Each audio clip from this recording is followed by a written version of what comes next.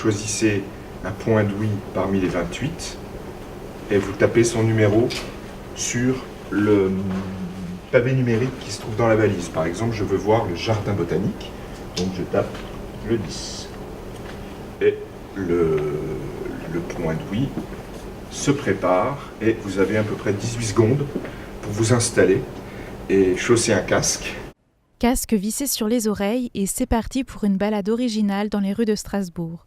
Les bruits, on les oublie. Ils deviennent un fond sonore quasi imperceptible.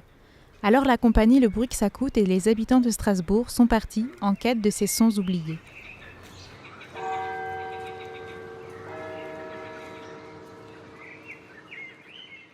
La particularité aussi de cet audioguide, c'est que les personnes, les habitants qui ont contribué, enfin qui ont fait leur point d'ouïe, elles proposent un texte. Et après, on leur demande de mettre ce texte en voix. Donc la plupart du temps, ce sont les personnes qui ont écrit ce texte qui vont mettre en voix. Donc qui vont utiliser leur voix. Donc on a affaire des fois à des points d'ouïe qui sont avec des voix absolument pas, entre guillemets, professionnelles. Ce projet, c'est vraiment un projet citoyen où on s'accapare en fait la ville avec son imaginaire, avec des micros, etc. Et puis on en fait quelque chose.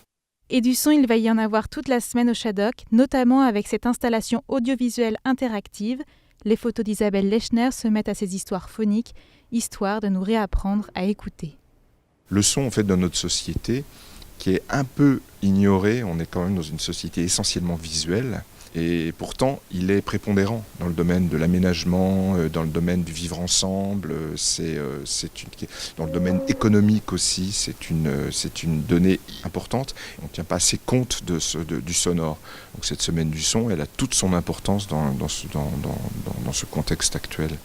La 16e édition de la Semaine internationale du son, c'est des histoires pour les oreilles des petits et des grands, mais pas que. Samedi à 18h, rendez-vous pour un apéro qui régalera autant les papilles que les oreilles.